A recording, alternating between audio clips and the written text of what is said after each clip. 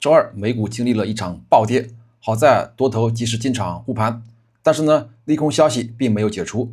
美国银行对大客户发出警告，追踪熊市的10个预警指标已经触发了7个。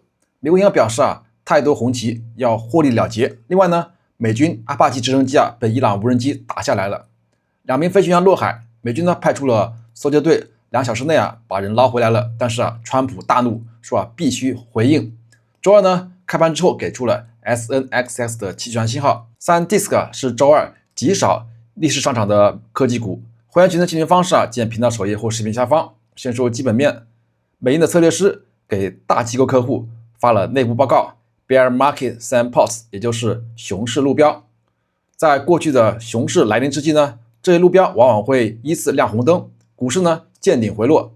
具体是哪些熊市信号呢？第一个，消费者信心正在下滑。第二个，美联储的高级贷款主任意见调查显示，消费贷款这个需求在持续的萎缩，说明美国消费者已经开始主动的减少贷款，消费意愿在降温。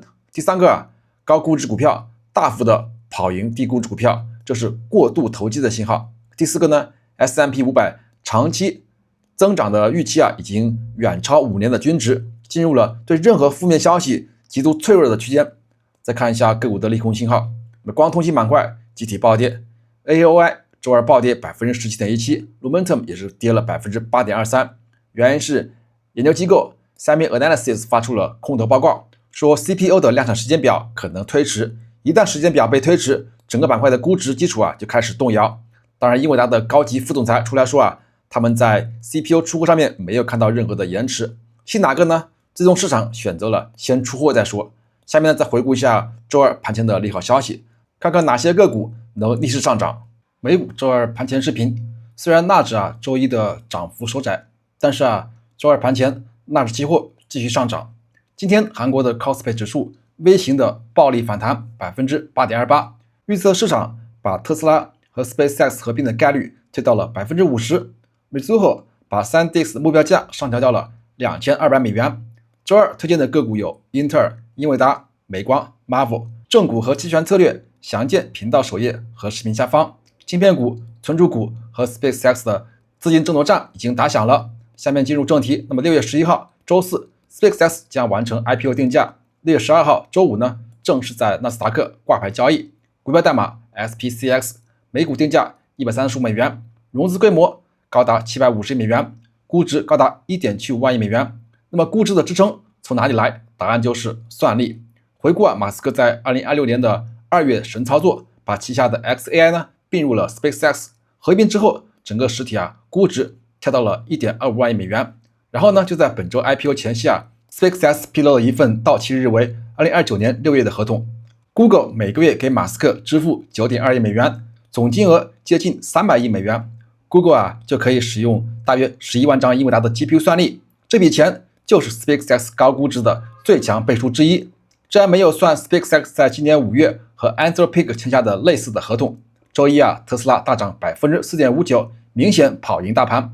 本周市场热炒马斯克帝国这个主题，当然呢，也有另一种担心，会不会大量的特斯拉持仓者卖掉特斯拉股票去抢购 SpaceX？ 这个技术性卖压是存在的，但影响有限，因为长期驱动特斯拉估值的是基本面，不是短期的资金流向。预测市场呢已经开始大规模压住特斯拉和 SpaceX 合并。那么 SpaceX 和特斯拉在2027年5月前完成合并的概率高达 50%。 那么说完 SpaceX 和特斯拉呢，再来说说晶片股和存储股。上一视频讲呢，英伟达的 CEO 黄仁勋飞到了韩国首都首尔，在投资者面前鼓舞士气。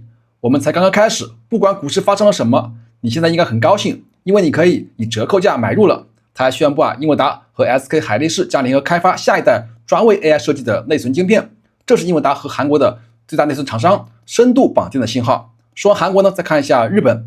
Mizuho 发布内存存储板块报告，上调了3只股票的目标价。SanDisk 目标价从1825美元上调至2200美元，评级维持跑赢大势 Outperform。 那么 Seagate 目标价从875美元上调至1090美元 Outperform。 Western Digital 目标价从550美元上调至685美元 Outperform。